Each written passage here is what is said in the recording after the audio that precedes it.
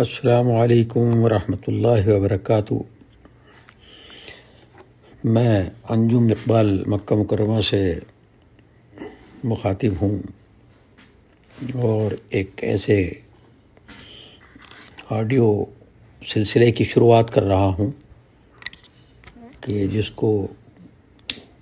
شروع کرتے ہوئے اور اس کا تعارف کراتے ہوئے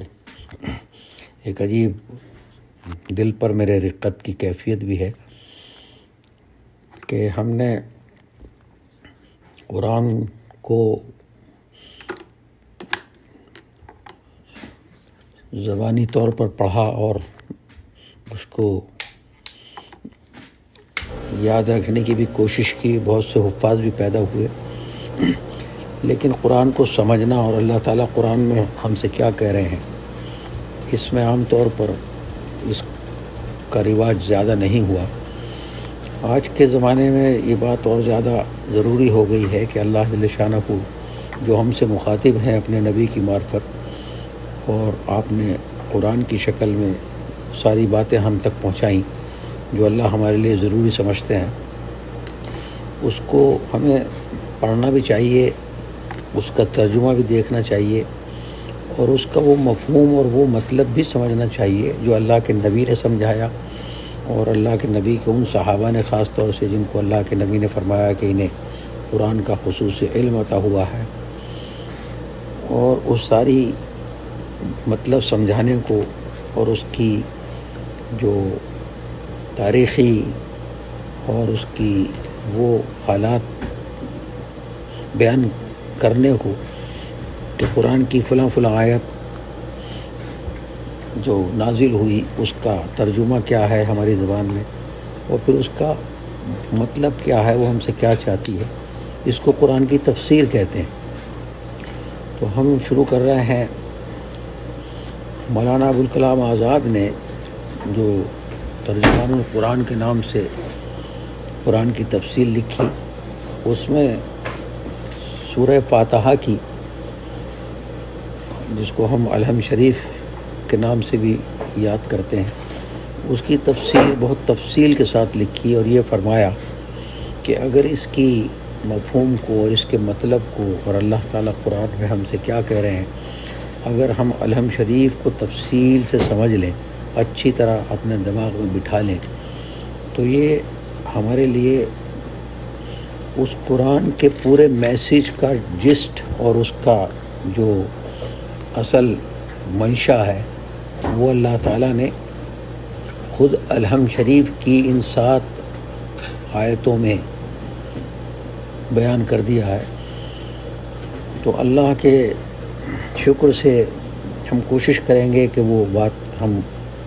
آپ تک اس طرح پہنچائیں کہ جہاں جہاں مولانا ابوالکلام آزاد کی رحمۃ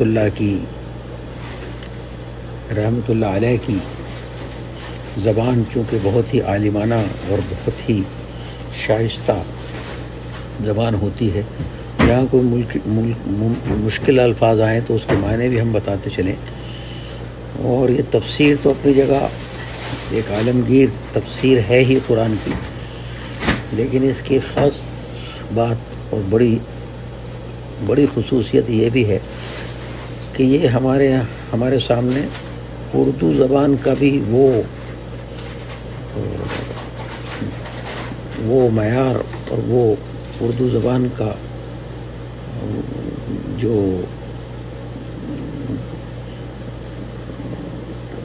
اردو زبان کی جو خوبصورتی ہے، جو چاشنی ہے، اور اس زبان کی جو اعلیٰ ترین ادبی معیار ہے، اس زبان سے بھی ہمیں آشنا کرتی ہے یہ تفسیر۔ کہیں کہیں ہمارے لیے مشکل ہو جاتی ہے، تو ہم انشاءاللہ اسے کوشش کریں گے، اور آج ہم صرف اس بات سے شروع کرتے ہیں کہ جس میں خود مولانا ابوالکلام آزاد فرما رہے ہیں کہ دنیا میں جب کبھی وحی الہی کی رحمت نمودار ہوئی ہے تو اس نے یہ نہیں کیا کہ انسان کو نئی نئی باتیں سکھا دی ہوں۔ دنیا میں جب کبھی وحی الہی کی رحمت نمودار ہوئی ہے، یعنی جب کبھی اللہ کے طرف سے وحی آئی ہے مختلف نبیوں پر، تو انہوں نے اس کو کوئی نئی بات نہیں سکھائی ہے، کیونکہ خدا پرستی کے بارے میں کوئی انوکھی بات سکھائی ہی نہیں جا سکتی۔ اس کا کام صرف یہ رہا ہے کہ انسان کے وجدانی عقائد کو علم و اعتراف کی ٹھیک تعبیر بتا دیں۔ یعنی انسان کا جو اندرونی وجدانی عقائد کا مطلب یہ ہے کہ جو اس کے روحانی اندر کی خود بخود اس کے دل کے اندر پیدا ہونے والے جو عقائد ہیں، اس کی نالج اور اس کی اعتراف، جو اس کا دل اعتراف مانے جس کو اس کا دل خود مان لے۔ اور یہی سورہ فاتحہ کی خصوصیت ہے۔ اس سورت نے نوع انسانی کے وجدانی تصورات ایک ایسی تدبیر سے سنوار دیے کہ ہر عقیدہ، ہر فکر اور ہر جذبہ اپنی شکل و نوعیت میں نمودار ہو گیا۔ یعنی اللہ کے طرف سے جو کچھ سورہ فاتحہ میں کہا گیا، اس نے انسان کے وجدانی تصورات، یعنی اس کی جو انٹرنل تھنکنگ پروسیس ہے، جو نیچرل تھنکنگ پروسیس ہے، اس کی ایک ایسی تعبیر اور اس کی ایک ایسا ایکسپلینیشن دے دیا کہ ہر عقیدہ، ہر فکر اور ہر جذبہ اپنی شکل و نوعیت میں نمودار ہو گیا۔ یعنی وہ اپنی اصلی حالت میں انسان کے سامنے خود کھل کر آ گیا۔ اور چونکہ یہ تعبیر حقیقت حال کی سچی تعبیر ہے، یعنی یہ جو کچھ الحمد شریف میں کہا گیا، یہ وہ سچی بات ہے جو ہر حال میں سچی ہے اور شروع سے سچی رہی ہے اور آخر تک سچی رہے گی۔ اس لیے جب کبھی ایک انسان راست بازی کے ساتھ غور کرے گا، راست بازی مینس یعنی انسان انصاف اور سچائی، سچے دل کے ساتھ جب کبھی کوئی انسان راست بازی یعنی سچے دل کے ساتھ غور کرے گا، بے اختیار پکار اٹھے گا کہ اس کا ہر بول اور ہر لفظ اس کے دل و دماغ کی قدرتی آواز ہے۔ تو گویا یہ ایک تعارف ہے جو کہ مولانا ابوالکلام کے آزاد رحمۃ اللہ علیہ کے الفاظ میں اس کی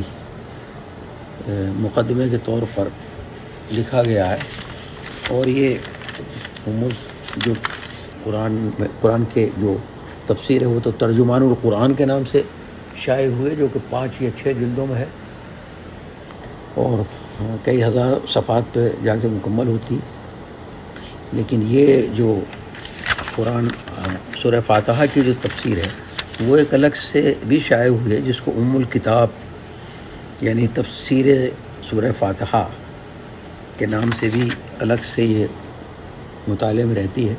تو ہم اسی سے استفادہ کریں گے، اور انشاءاللہ آئندہ جو ہمارا آڈیو ہوگا اس میں ہم اس سورت کی اہمیت اور خصوصیات کی طرف توجہ کریں گے۔ تو انشاءاللہ دعا فرمائیں کہ اللہ تعالی ہمیں اس کوشش میں کامیاب کرے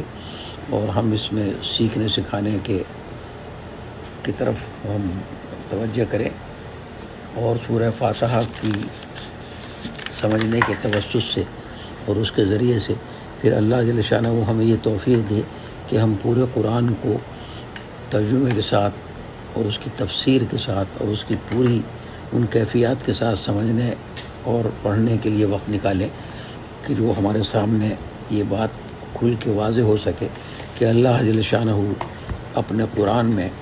جو ہمیں اللہ نے دیا اس میں ہم سے کہہ کے آ رہے ہیں اور ہم سے چاہ کے آ رہے ہیں۔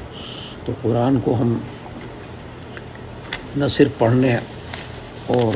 تفویض قرآن کے طور پر جیسے ہمارے یہاں بچوں کو پڑھا دیا جاتا، آج کل چونکہ نالج کا ایکسپلوژن ہے اور ہر طرف جو کچھ آپ سیکھنا چاہیں وہ بڑی آسانی سے آن لائن اویلیبل ہے، تو انشاءاللہ تعالی اس ذریعے سے اللہ جل شانہ وہ ہمیں ہمارے لیے آسان کرے کہ ہم قرآن کو سمجھنے کا اور اس پر پھر سمجھ کے عمل کرنے کا اور اپنی زندگی میں اسے رائج کرنے کا اور اپنی زندگی میں